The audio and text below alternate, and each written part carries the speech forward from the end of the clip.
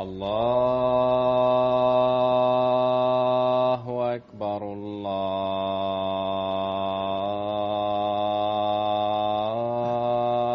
الله أكبر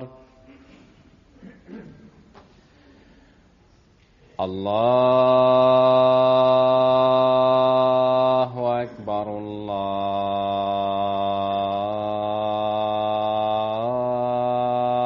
الله أكبر. أشهد أن لا إله إلا الله.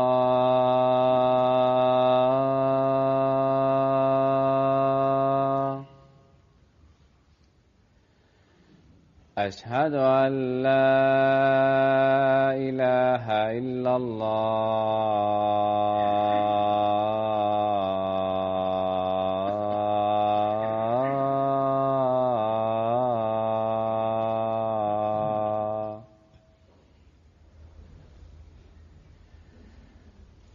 أشهد أن محمدا رسول الله.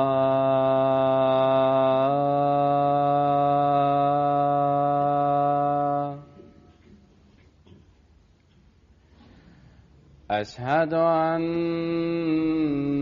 محمدا رسول الله.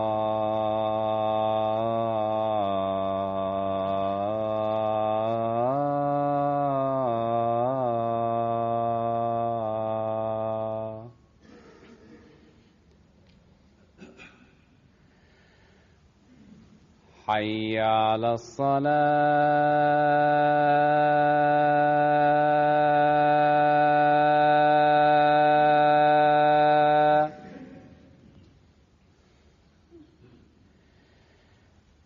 حي على الصلاة.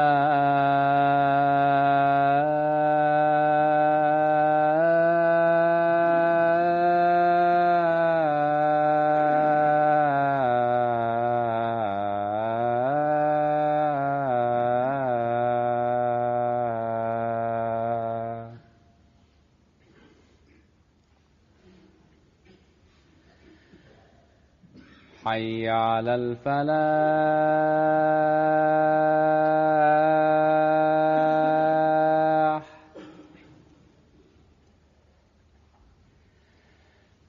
حي على الفلاح.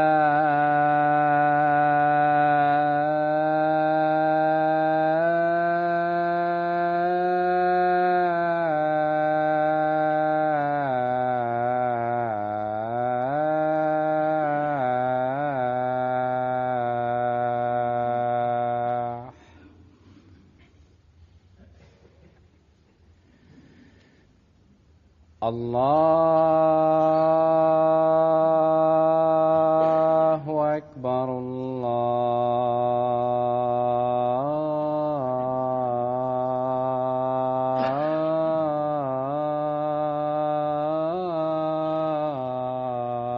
الله أكبر.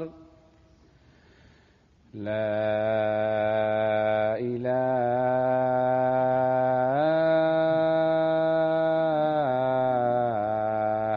إلا الله.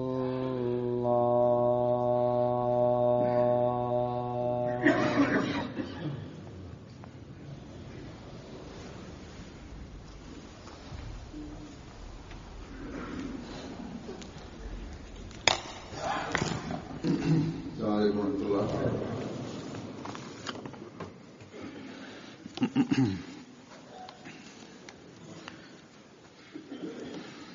أشهد أن لا إله إلا الله وحده لا شريك له وأشهد أن محمدا عبده ورسوله.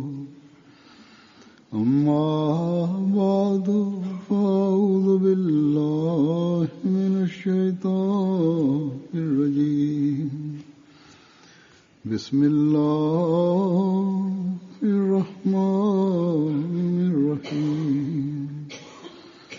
الحمد لله رب العالمين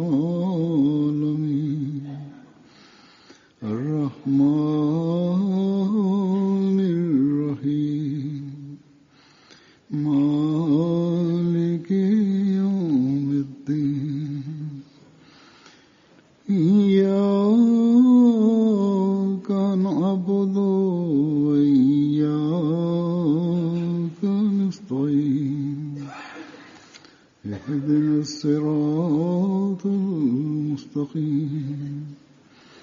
صراط الذين أنعمت عليهم غير المغضوب عليهم ولا الضالين.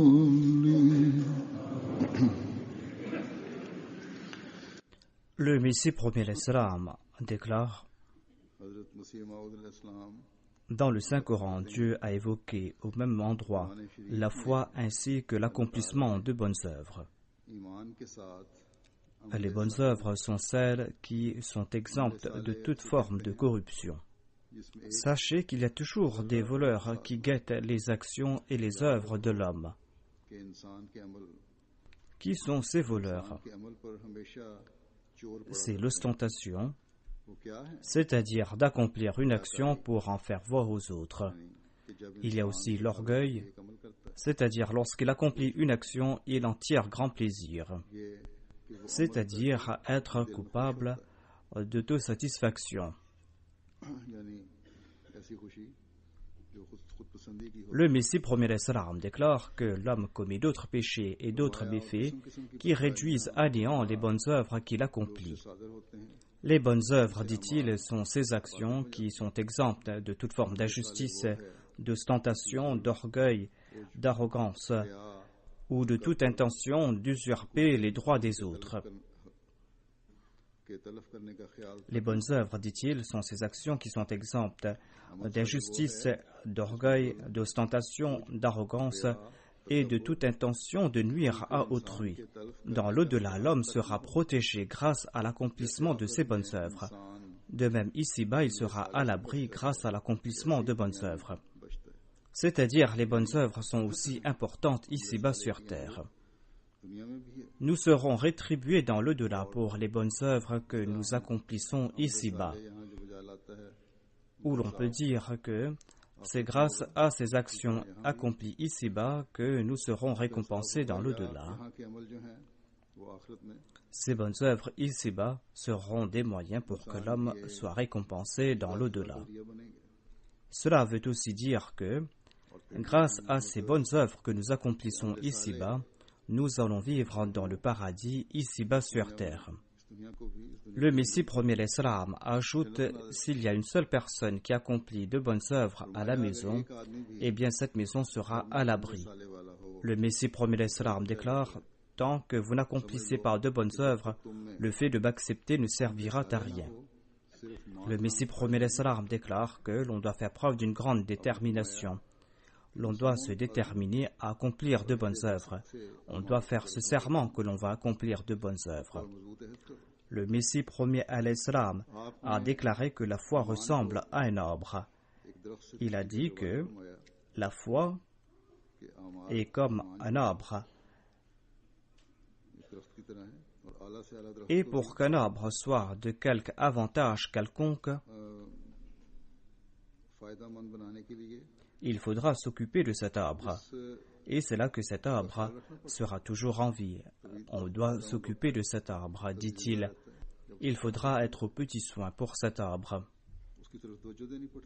Ensuite, dit-il, afin de parfaire la foi, il est important d'accomplir de bonnes œuvres.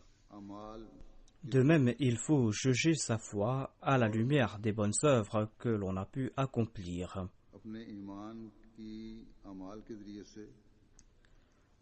Cela est important car, sinon, en dépit du fait de se dire croyant, l'on ne pourra pas être considéré comme un véritable croyant. Sans accomplir de bonnes œuvres, l'homme sera à l'instar de cet arbre dont les branches verdoyantes ont été coupées, un arbre qui a été enlaidi, un arbre dont on a jeté les fruits, un arbre dont on a privé les créatures de Dieu de ces branches qui accordent de l'ombre.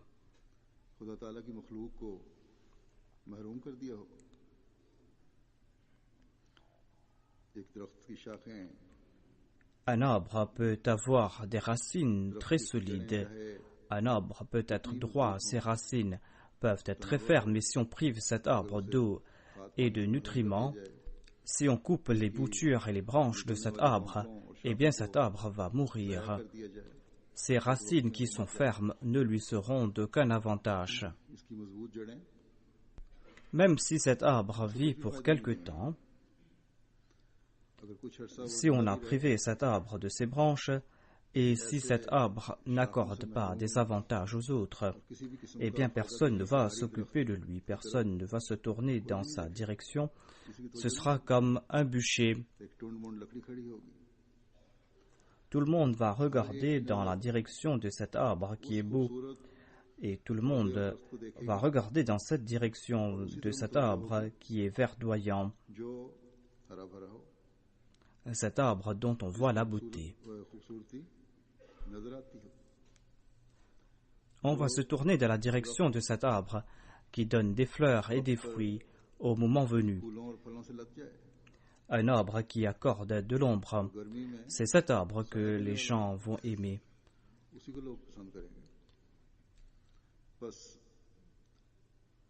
Certes, l'on peut dire que la foi ressemble aux racines. L'on peut dire en tant que musulman que je suis ferme dans ma foi. Et nous voyons que la plupart des musulmans disent qu'ils sont fermes dans leur foi.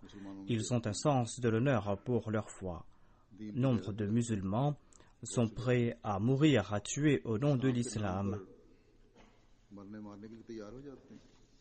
Et aujourd'hui, il y a ces différents groupes, il y a ces différentes organisations qui disent qu'ils sont fermes dans leur foi. Ils font de grandes déclarations à ce propos. Mais est-ce qu'ils sont comme cet arbre qui est beau ou comme ce jardin qui accorde des avantages au monde?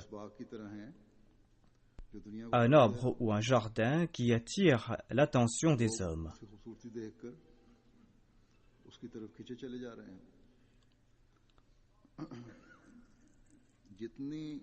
Ces groupes extrémistes et ces gens sont en train de clamer haut et fort leur foi. Ils sont en train de prôner l'extrémisme. Autant ils sont en train de proclamer tout cela, autant le monde est en train de se détourner d'eux. La religion apportée par le saint prophète Mohammed Mustafa sallallahu alayhi wa sallam, cette religion a attiré l'attention de ses ennemis. Non seulement que cette religion a fait de ses ennemis ses amis, mais a aussi insufflé dans le cœur un grand amour pour le saint prophète sallallahu alayhi wa sallam. Tout cela a été l'effet des enseignements du saint prophète Mohammed sallallahu alayhi wa sallam. Un jour, lorsque les autorités musulmanes ont compris qu'elles ne pourront pas se mesurer au pouvoir byzantin et qu'ils ont dû abandonner cette région où se trouvaient nombre de musulmans et de juifs, lorsque les musulmans ont décidé d'abandonner cette région, eh bien, les juifs et les chrétiens étaient en larmes lorsque l'armée musulmane a quitté leur région. Et ils ont dit que nous prions que vous retourniez de nouveau ici et que vous soyez les souverains de cette terre de nouveau, afin que nous puissions profiter de vos fruits et de votre ombre. Les avantages que vous nous avez accordés, eh bien, le pouvoir chrétien ne nous a pas accordé pareil avantage, ont-ils déclaré. Ils avaient ce grand respect pour les musulmans parce que ces musulmans étaient emplis de foi, mais ils accomplissaient aussi des bonnes œuvres et accordaient des avantages aux autres. Ainsi, ce sera d'aucun avantage que de dire que l'on possède la foi, que d'exprimer cette foi et de dire que la racine de la foi est fermement ancrée en nous. Ces déclarations ne serviront à rien tant que l'on n'accomplit pas de bonnes œuvres, tant que ces bonnes œuvres ne sont pas verdoyantes, tant que ces bonnes œuvres ne sont pas belles, tant qu'elles n'accordent pas des avantages aux autres. Lorsqu'il y aura cette beauté, lorsqu'on accordera des avantages aux autres, eh bien le monde va se tourner dans cette direction et les gens vont se réunir autour de cet arbre. et vont essayer de protéger cet arbre. C'est pour cette raison que Dieu a déclaré que tout musulman ne doit pas se contenter de raffermir sa foi. Au contraire, partout où Dieu a évoqué la foi, la condition qui a été liée avec la foi était l'accomplissement de bonnes œuvres.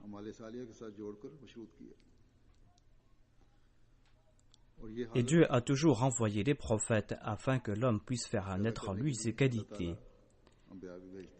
Et les croyants vont passer par cet état lorsque ils vont établir une relation avec le prophète de l'époque. Tout comme je l'ai dit auparavant, il y a ces grands groupes qui, au nom de la religion, au nom de la foi, sont en train de proclamer qu'ils sont fermes dans leur foi, que leur foi est fermement enracinée. Mais que se passe-t-il dans la réalité? Non seulement que leur haine mutuelle est en train de prendre de l'ampleur et qu'un groupe est en train d'essayer de surpasser un autre groupe, et pour ce faire, ils utilisent de tous les moyens qui sont à leur disposition, des moyens licites et illicites. Ils sont en train de commettre pour cela des exactions. Non seulement qu'ils sont en train d'agir en ce sens, mais même les non-musulmans sont soucieux à ce sujet. Et c'est pour cette raison que les gens sont en train de se détourner de l'islam. L'islam est cette religion qui avait attiré l'amour des non-musulmans et qui a poussé certains de ces non-musulmans à se battre pour protéger l'État musulman. Mais aujourd'hui, loin de pouvoir attirer les non-musulmans, aujourd'hui, ces musulmans qui sont en train de suivre cette religion, leur état est tel, ces musulmans, qu'en raison du manque d'accomplissement de bonnes œuvres de leur part, eh bien leurs cœurs sont divisés. Aujourd'hui, il incombe aux Ahmadis que de présenter aux autres ces véritables œuvres. Tout Ahmadi qui a accepté l'imam de l'époque, le prophète de l'époque. Aujourd'hui, c'est la Jamaat du Messie premier alayhi salam, qui est cet arbre qui a été planté par la main de Dieu. Cet arbre dont les racines sont fermes, dont les branches sont verdoyantes, sont belles, des branches qui portent aussi des fruits. Des branches qui sont en train d'attirer le monde dans leur direction. Tout cela est en train de se faire tout simplement parce que le Messie premier alayhi salam nous a présenté les véritables enseignements de l'islam. Tout simplement parce qu'il nous a encouragés à suivre la voie tracée par le saint prophète Mohammed lui. Il nous a expliqué cela en détail. Il nous a fait comprendre l'importance de ces faits et il a attiré notre attention à ce propos.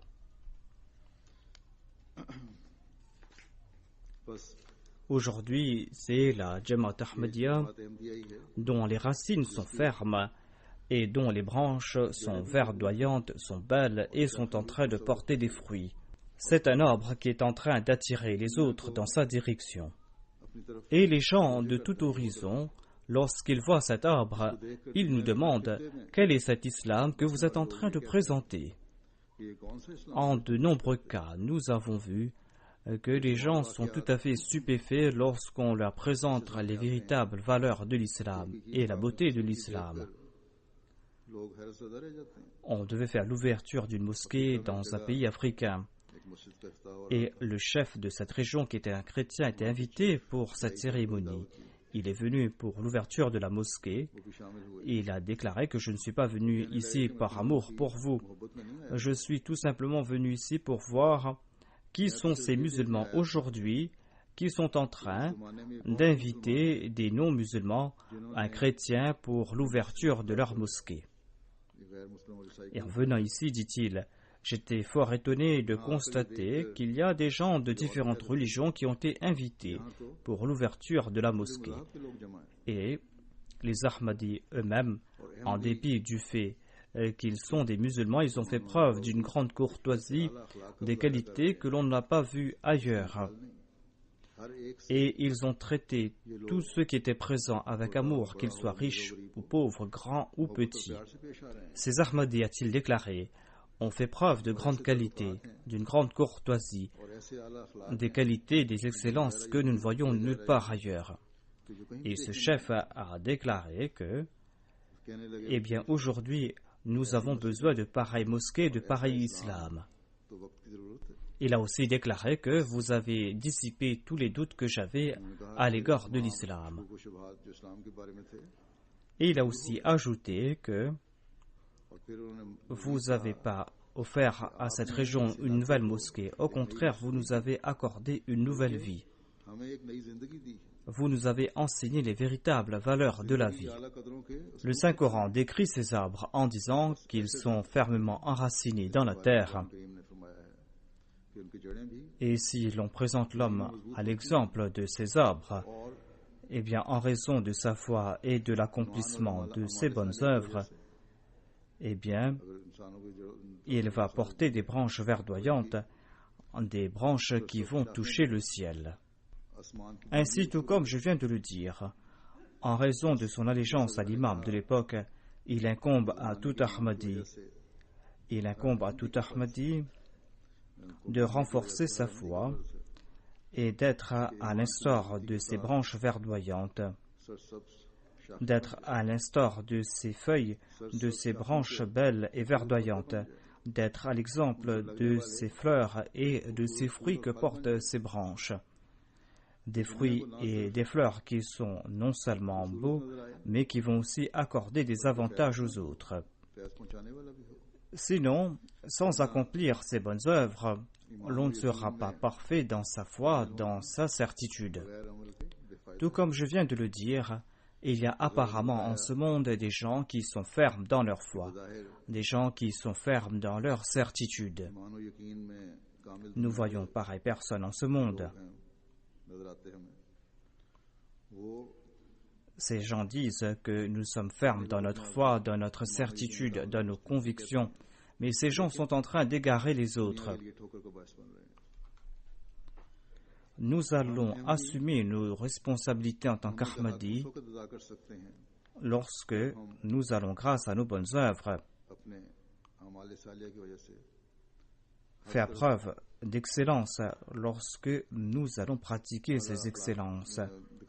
Cela va se faire lorsque nous allons présenter la beauté de l'islam dans notre quartier, dans notre ville et dans notre pays grâce à l'accomplissement de ces bonnes œuvres.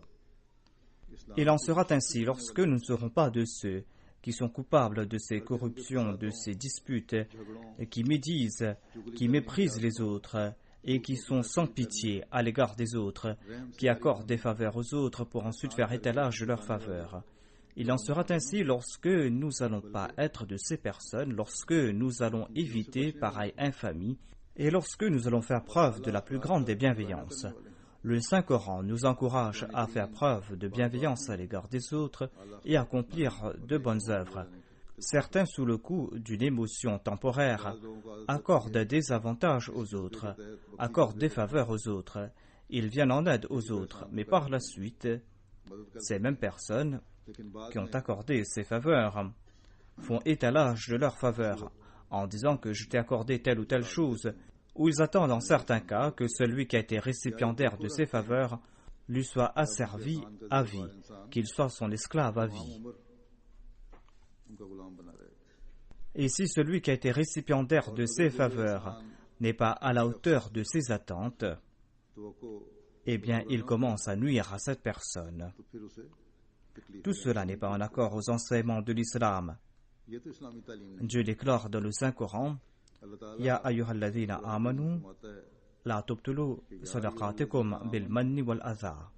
C'est-à-dire, ô vous qui croyez, ne rendez pas vaines vos aumônes par un rappel des faveurs octroyées, ni par une parole blessante. Parce que ceux qui agissent ainsi sont ceux qui ne croient pas en Dieu ni en l'au-delà. Ceux qui en sont coupables sont ceux qui sont faibles dans leur foi. Non seulement qu'ils sont faibles dans leur foi, au contraire, ils sont dénués de foi. Dieu, dans le Saint-Coran, en nombre d'endroits, dans différents contextes, Dieu a encouragé les croyants à accomplir de bonnes œuvres, tout en se disant croyant, et il a dit que cela a plusieurs avantages. Ainsi, lorsqu'un croyant va accomplir de bonnes œuvres, et lorsqu'il sera avantageux pour les autres, eh bien, il va lui aussi en consommer les fruits succulents. Par exemple, parmi ceux qui croient et qui font de bonnes œuvres, eh bien, Dieu dit à leur propos que ce sont ces personnes qui vont mériter le pardon divin. Ces personnes auront de grands statuts dans le paradis. Ces personnes seront dans ces paradis, des paradis où il y a des ruisseaux, et ils seront aussi les maîtres de ces ruisseaux. Ensuite, Allah déclare que ceux qui croient et qui accomplissent de bonnes œuvres, ils vont recevoir de grandes récompenses, des récompenses que vous ne pouvez même pas imaginer. Ainsi, se contenter de se dire croyant ne va pas vous faire mériter la meilleure des récompenses. Lorsque vous allez accomplir de bonnes œuvres, c'est là que vous aurez la meilleure des récompenses, vous aurez le paradis, vous aurez aussi le pardon de Dieu. Ensuite, il est dit que ceux qui croient et qui accomplissent de bonnes œuvres vont recevoir des provisions pures de la part de Dieu. Ce sera les provisions d'ici-bas et les provisions de l'au-delà.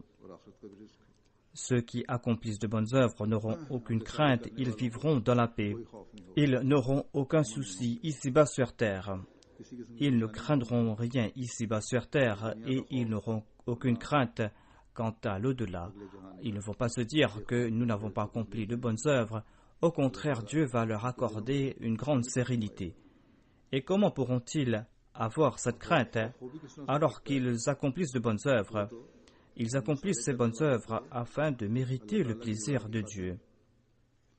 Et en accomplissant ces bonnes œuvres, ils se placent tout le temps dans le giron de Dieu. Ensuite, Allah déclare Inna alladhina amanu wa amilu salihati sayaj'alu lahumur rahmanu wudda. Certainement, ceux qui croient et qui accomplissent de bonnes œuvres, eh bien Dieu, Ar-Rahman, va leur accorder le Wud. Wud signifie un amour profond. Cela signifie une relation très ferme. Cela ne signifie pas un amour superficiel, une relation superficielle. Cela signifie en fait un amour, une relation très ferme qui ne vont jamais disparaître. Cette relation est à l'image d'une forteresse que l'on a implantée en terre.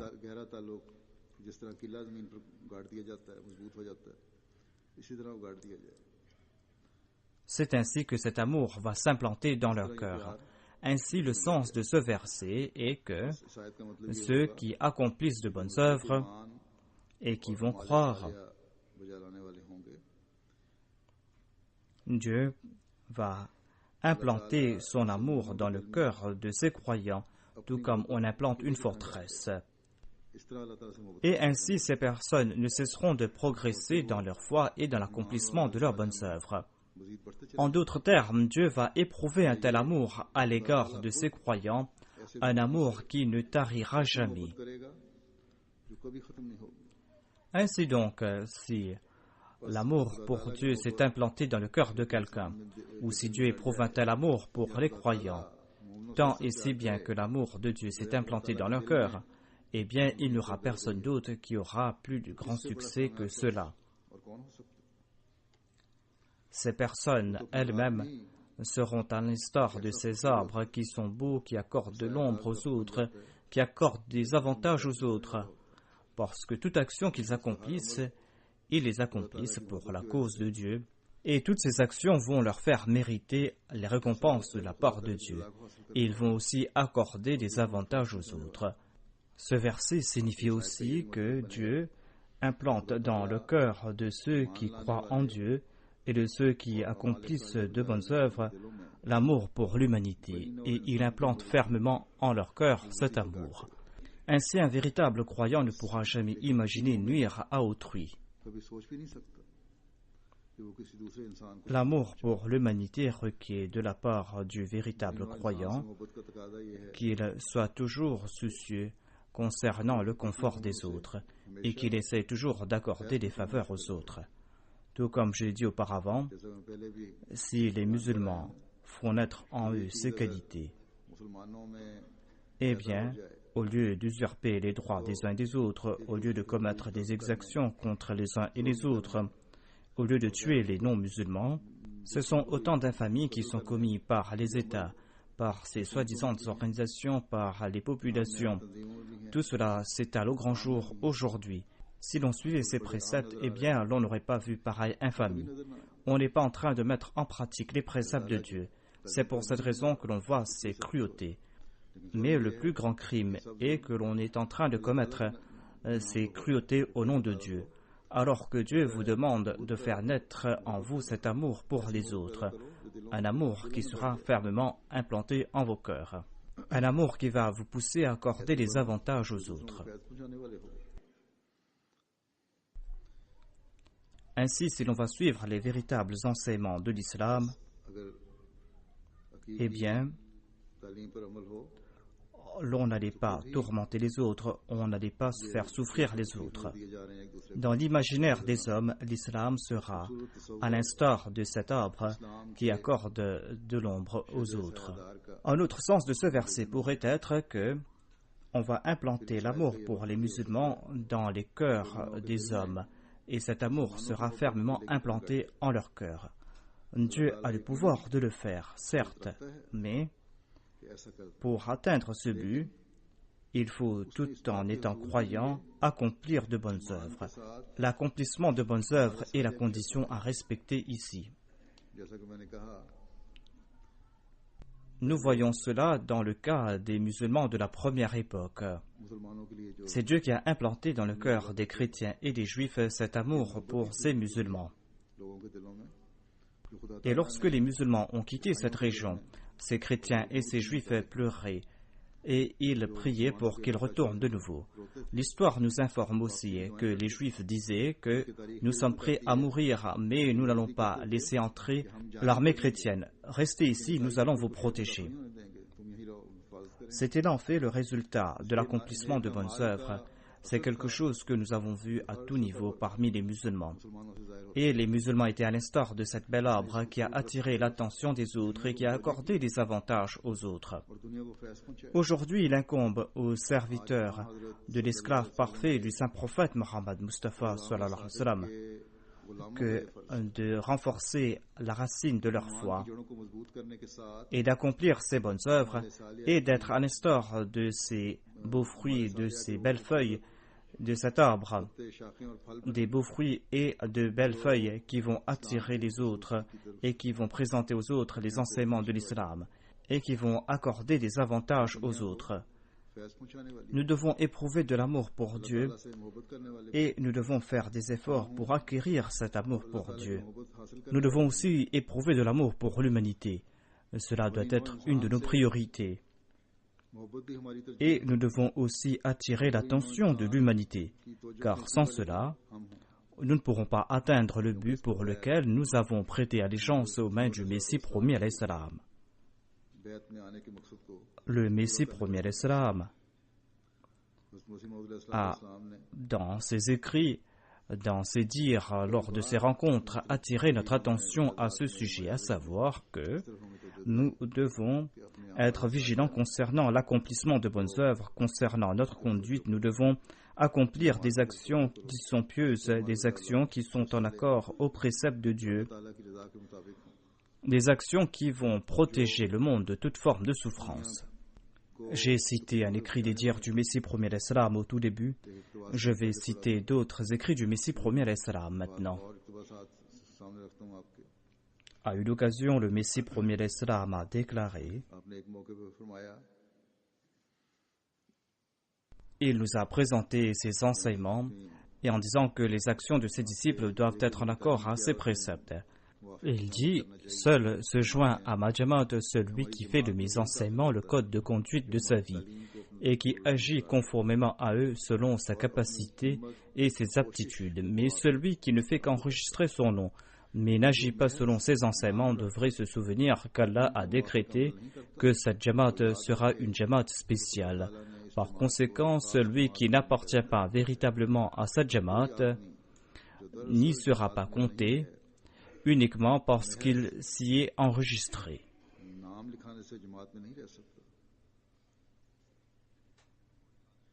Par conséquent, celui qui n'appartient pas véritablement à cette Jamaat n'y sera pas compté uniquement parce qu'il s'y est enregistré. Un temps viendra où il se dissociera de cette Jamaat. Donc, autant que possible, faites de sorte que vos actions soient conformes à l'enseignement qui vous a été donné. Les actions, dit le Messie promet l'Islam, les actions sont comme des ailes. Et sans les actions, l'homme ne pourra pas gravir les échelons de la spiritualité. Et il ne pourra pas atteindre ses objectifs sublimes qui sont liés avec ses actions. Les oiseaux sont doués de compréhension et s'ils n'utilisent pas leur compréhension, eh bien, ils ne pourront pas accomplir les actions qu'on leur demande d'accomplir. Par exemple, si l'abeille n'était pas douée de compréhension, elle ne pourrait pas produire le miel. Il en est de même des pigeons voyageurs que l'on utilise pour transmettre des messages. Ces abeilles doivent user de leur compréhension. Ces abeilles doivent parcourir de très grandes distances et doivent transmettre des messages. Et on utilise aussi pour des tâches encore plus merveilleuses. Ainsi, il incombe à l'homme tout d'abord d'user de sa compréhension. Il doit réfléchir, il doit comprendre que l'action que je suis en train d'accomplir doit être en accord au précepte de Dieu. Il doit se demander si cela est le cas ou pas. S'il a examiné cela, s'il a usé de sa compréhension, eh bien il va devoir agir. Il ne doit pas être négligent et paresseux. En tout cas, les enseignements doivent être fondés. Dans certains cas, les enseignements sont bons, mais l'homme, en raison de sa sottise, en raison de son ignorance, ou en raison de la méchanceté d'un autre, en raison des déclarations mensongères des autres, eh bien, il se trompe. C'est pour cette raison que l'on doit se débarrasser de ses préjugés lorsqu'on fait ses recherches. Il a donné ce conseil à ses disciples et aux autres. Ensuite, il a déclaré, il incombe à tout un chacun de craindre Dieu. Et en craignant Dieu, il aura l'occasion d'accomplir de bonnes œuvres. Quant à celui qui craint Dieu, c'est lui qui est vertueux. Car à raison de cette crainte, il aura une certaine perspicacité grâce à laquelle il va éviter les péchés. Il y a de nombreuses personnes qui ont des remords lorsqu'ils méditent sur les faveurs que Dieu leur a accordées. Et ces personnes essayent d'éviter toute forme de désobéissance à Dieu. Mais il y a aussi ces personnes qui craignent la colère de Dieu. Ainsi, le vertueux, le bon est celui qui, selon Dieu, est vertueux. Il y a de nombreuses personnes qui se trompent et qui pensent qu'elles sont muttaqi. Mais en fait, le muttaqi, celui qui craint Dieu, est celui qui est considéré comme tel dans le registre de Dieu. Pour l'instant, l'attribut as-sattar de Dieu est en action. C'est-à-dire, ici-bas sur terre, Allah couvre les défauts des uns et des autres. Mais au jour de la résurrection, lorsqu'on va mettre à nu toute chose, eh bien, ce jour-là, on va voir la vérité. Et en raison de l'application de cet attribut aujourd'hui sur terre, il y a certaines personnes que l'on considère comme très pieuses aujourd'hui, mais au jour de la résurrection, l'on va voir que ce sont de grands pécheurs. Il en est ainsi parce que nous ne pouvons pas définir de notre propre chef ses bonnes œuvres. Les bonnes œuvres sont celles qui ne comportent aucune forme de corruption, car la pureté est le contraire de la corruption. Un aliment sera pur tant que cet aliment n'est pas cru ou n'est pas avarié, et tant que cet aliment n'est pas de qualité inférieure. Cet aliment doit être absorbé immédiatement par le corps. Il en est de même des bonnes œuvres. Ces bonnes œuvres doivent être exemptes de toute forme de corruption, c'est-à-dire doivent être en accord aux préceptes de Dieu et doivent être en accord à la sunna du saint prophète Mohammed lui. Ces actions ne doivent comporter aucune forme de paresse, d'orgueil ou d'ostentation. Cela ne doit pas venir de notre propre chef. Ce sont ces actions qui sont considérées de bonnes actions. Et c'est là quelque chose d'excellent. Le Messie premier d'Islam déclare,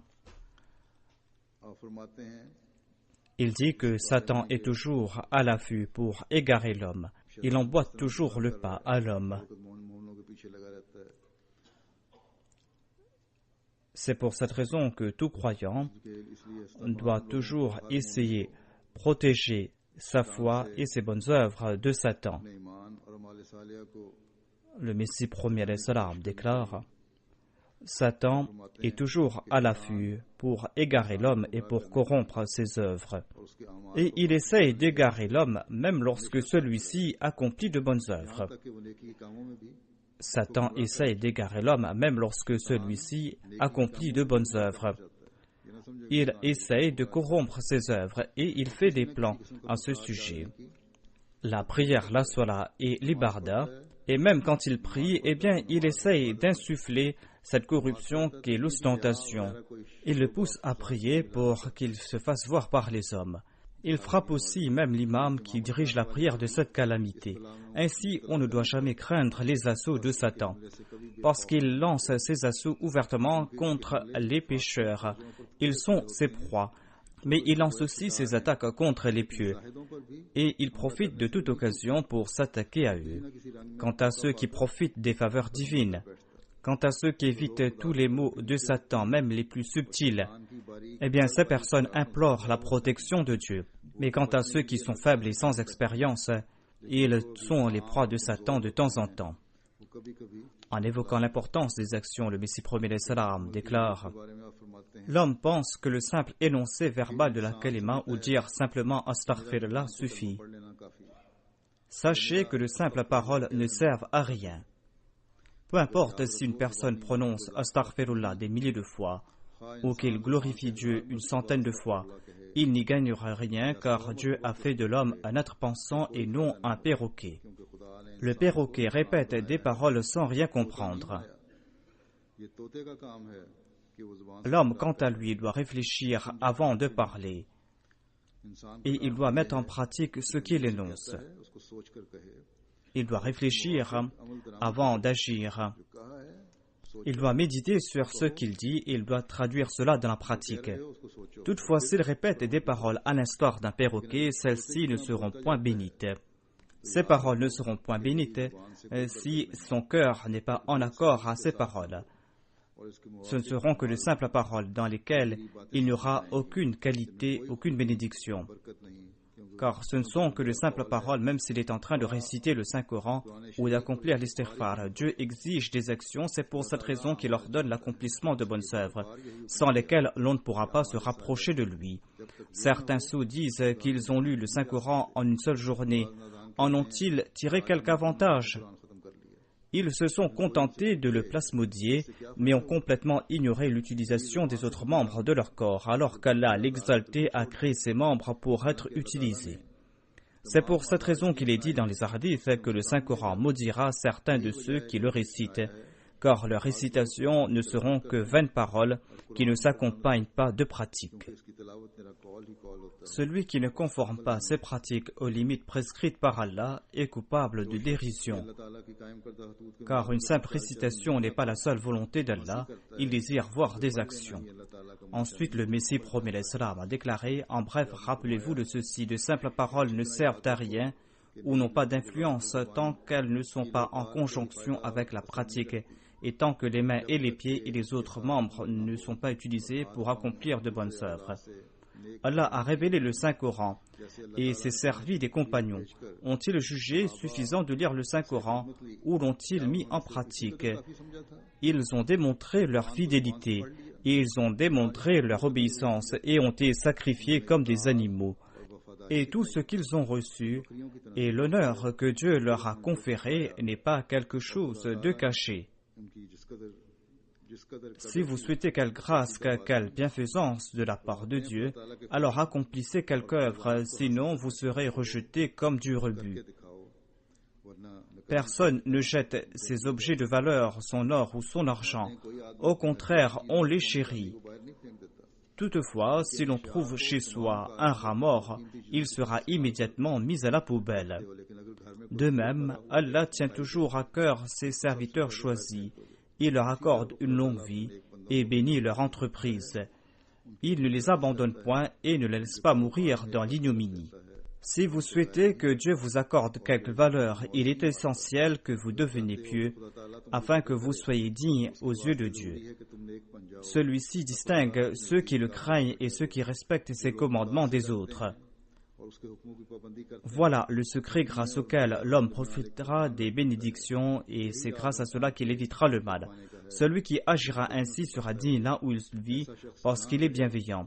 Il est compatissant envers les plus démunis, il est sensible envers ses voisins, il n'est pas malicieux, il n'intente pas de faux procès et il ne donne pas de faux témoignages. En fait, il maintient la pureté de son cœur et il se tourne vers Dieu. Et il est appelé l'ami de Dieu.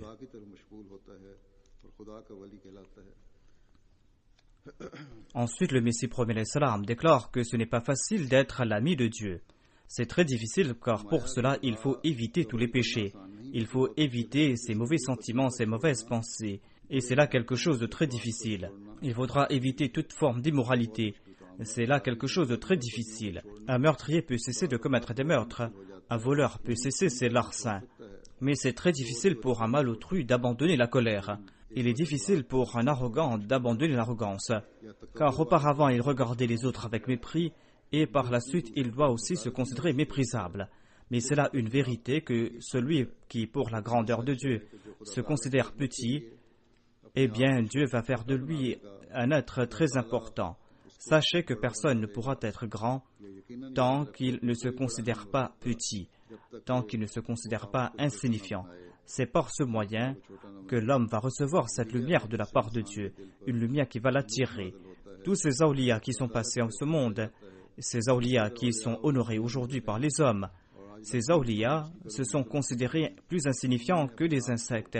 C'est pour cette raison que ces hommes ont reçu ces grands honneurs de la part de Dieu.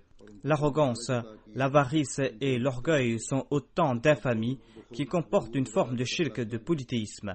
C'est pour cette raison que celui qui en est coupable est privé des faveurs de Dieu. Quant à celui qui est humble, quant à celui qui est modeste, eh bien, il profite des faveurs de Dieu.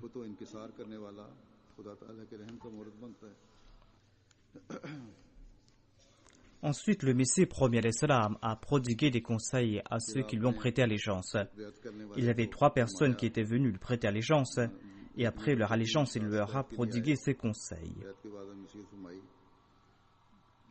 Il a déclaré que l'on ne doit pas se contenter de faire la baïra et d'accepter que cette communauté est vraie. Ce n'est pas ainsi que l'on va profiter de ces bénédictions. Allah ne se contente pas d'une simple déclaration de foi, tant qu'il n'y a pas de bonnes œuvres. Étant donné que vous avez accepté cette communauté, essayez d'être vertueux, d'être muttaqi, évitez tout péché. Passez votre temps dans la prière. Matin et soir, soyez humbles.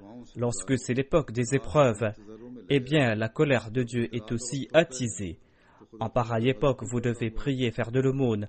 Vous devez énoncer les paroles bienveillantes. Passez votre temps dans l'istighfar.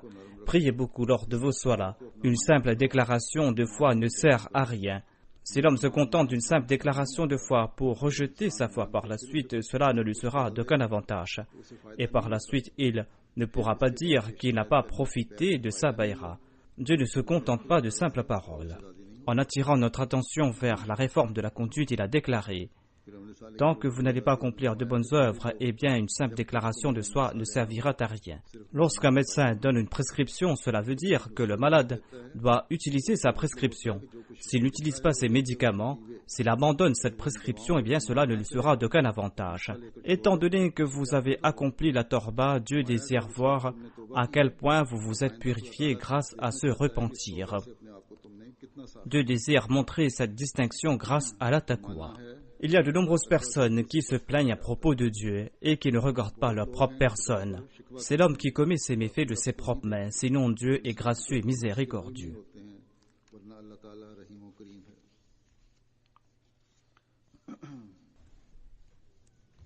Ensuite, le Messie premier salam a déclaré: le but pour lequel ils se sont joints à ce mouvement et ont établi la relation mutuelle d'un précepteur spirituel à son disciple avec moi, et qu'ils doivent atteindre un haut niveau dans la bonne conduite, dans la droiture, Aucune mauvaise action, aucune méchanceté, aucune mauvaise conduite ne doit les approcher. Ils doivent observer leurs 5 prières quotidiennes régulièrement, ne doivent pas mentir et ne doivent pas blesser quiconque par leur langue. Ils ne doivent être coupables d'aucun vice et ne doivent même pas laisser aucune pensée de méchanceté, de mal, de trouble ou de confusion effleurer leur esprit. Ils doivent éviter tout type de péché. Ils doivent éviter tout type de péché, d'offense, d'actes indésirables, de passion, d'emportement indigne. Ils doivent aussi devenir purs de cœur. Ils doivent éviter ces passions et ces comportements indignes. Ils doivent devenir purs de cœur et des serviteurs humbles de Dieu le Tout-Puissant, et aucun germe empoisonné ne doit grandir en leur sein. Voilà donc quelques conseils que nous a donnés le Messie premier l'Islam, des conseils que nous devons toujours avoir en tête. Voilà les actions qui vont faire de nous les branches verdoyantes de l'arbre du Messie premier l'Islam. C'est grâce à cela que nous allons atteindre le but de notre bayra. C'est grâce à cela que nous allons mériter l'amour de Dieu, Inch'Allah. Et c'est grâce à ces bonnes œuvres que nous allons pouvoir attirer l'attention du monde. Qu'Allah fasse que nous soyons tous de véritables croyants. Ces véritables croyants qui, en raison de leur foi, de leur bonne conduite, seront reconnus et qui seront proches de Dieu. Après la prière de Juma, je vais diriger la prière funéraire de Mokaram Rashid Ahmad Khan Sahib, fils de Mokaram Iqbal Mohammed Khan Marhoum de Inner Park de Londres. Il est décédé le 16 septembre dernier à l'âge de 91 ans. Inna lillahi wa inna ilayhi raji'un. Il est né à Agra en Inde. Il avait fait ses études élémentaires à Qadian et ensuite en 1955 il s'est établi ici à Londres. Il a travaillé comme ingénieur ici dans la Navy et en 1980 il a pris sa retraite. Lorsque dans les années 80 on avait acheté le terrain à Islamabad, eh bien le 4e calife l'avait envoyé là-bas comme responsable. Il a rendu là-bas de très grands services. Il était parmi les premiers habitants d'Islamabad. Et il a été aussi secrétaire mâle dans le Spring Valley. C'était une personne très sincère. Son père, Iqbal Mohammed Khan, était de Gujranwala et c'était une personne très sincère. Il avait bâti une mosquée à la Jamia Ahmadiyya de Rabwa au nom de son épouse. Le défunt laisse derrière lui son épouse et son fils Shamim Ahmad Khan. Qu'Allah exalte son statut, qu'Allah lui accorde son pardon et qu'Allah fasse que son fils soit toujours sincère envers la Jamaat, qu'il puisse servir la Jamaat, qu'Allah accorde patience et persévérance à son épouse et à son fils.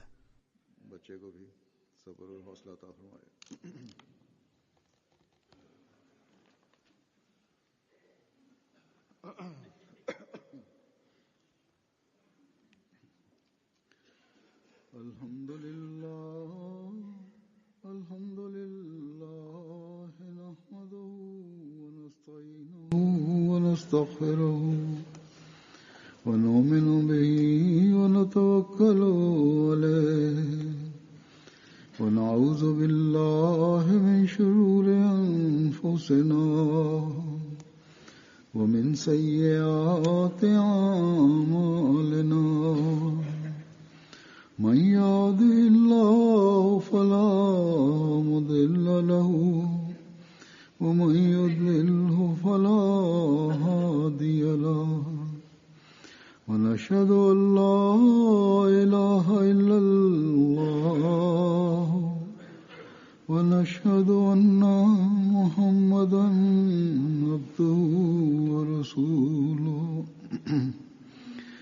عباد الله رحمكم الله إن الله يأمر بالعدل والإحسان وإيتاء ذي القربى وينهى عن الفحشاء